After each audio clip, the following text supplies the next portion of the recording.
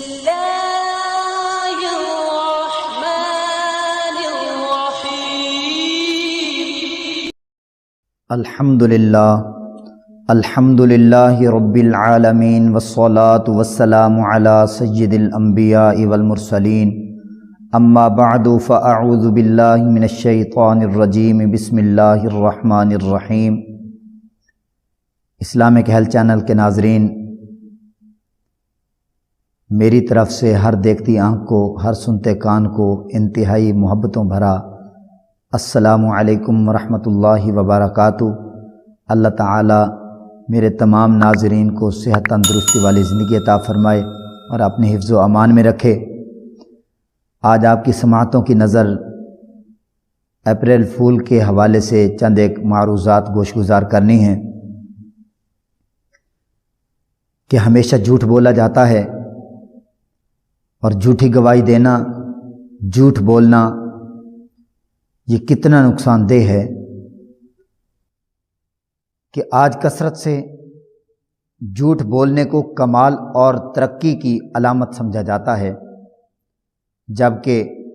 کوئی بندہ اگر سچ بولتا ہے تو سچ بولنے والے کو بے وقوف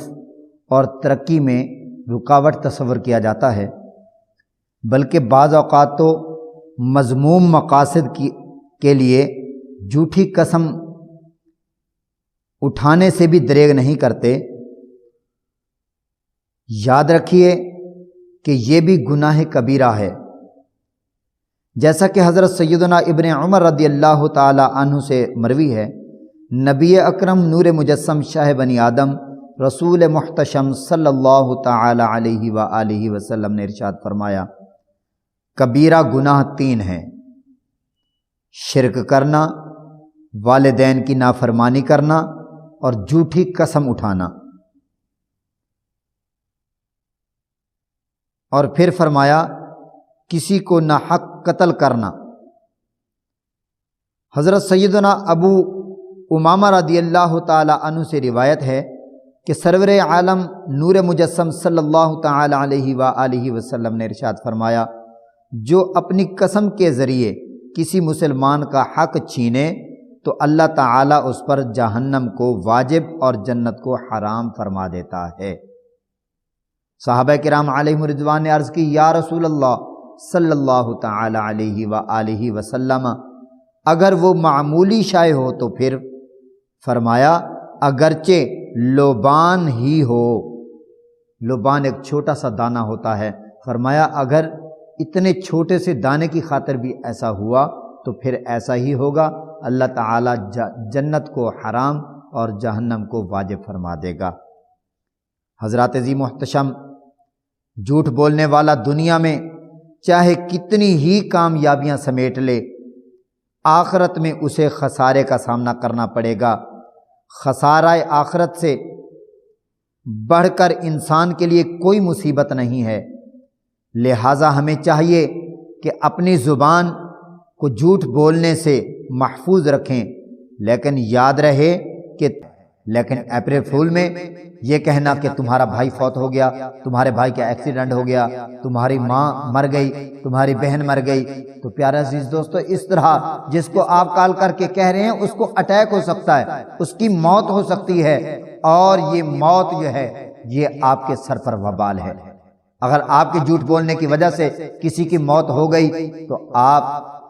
نہ جانے کتنے سخت عذاب میں گرفتار ہو سکتے ہیں۔ اس لیے آقا دو جہاں صلی اللہ تعالی علیہ وآلہ وسلم نے ارشاد فرمایا کہ جھوٹ تمام گناہوں کی جڑ ہے،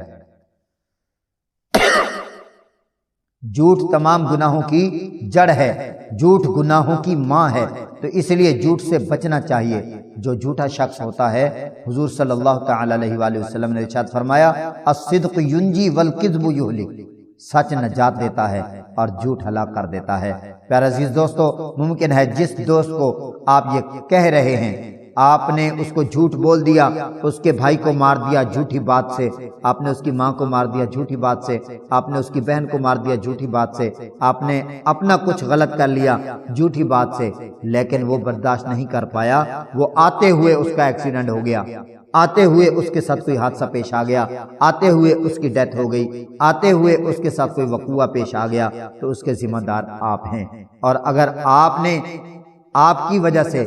آپ کی زبان کی وجہ سے کسی کو تکلیف پہنچی، کسی کا نقصان ہوا، تو اللہ تعالیٰ کی سخت پکڑ میں گرفتار ہو جائیں گے۔ حضور صلی اللہ علیہ وآلہ وسلم نے ارشاد فرمایا، وہ مسلمان نہیں ہے، وہ مومن نہیں ہو سکتا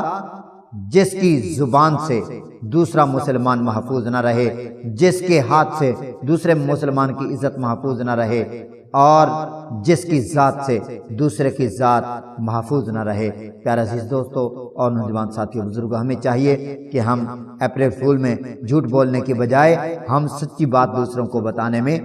رائج کریں کہ ہم آج کے دن ایک سچی بات کرتے ہیں، کیا کہ نماز پڑھنا ہم پر فرض ہے، آئیے نماز پڑھتے ہیں۔ اپریل فول میں ایسی باتیں ہمیں کرنی چاہیے جہاں پر اتنا بڑا گناہ کمانے میں ہم فخر سمجھتے ہیں، تو ہمیں نیک کام کرنے میں فخر سمجھنا چاہیے، اور نیک کام کرنے میں اعزاز سمجھنا چاہیے، نیک کام کرنے میں آگے بڑھنا چاہیے، پیچھے نہیں ہٹنا چاہیے۔ دعا ہے کہ اللہ تعالی ہم سب کو عمل کی توفیق عطا فرمائے، آمین ثم آمین یا رب العالمین برحمتک یا ارحم الراحمین۔ السلام علیکم ورحمۃ اللہ وبرکاتہ۔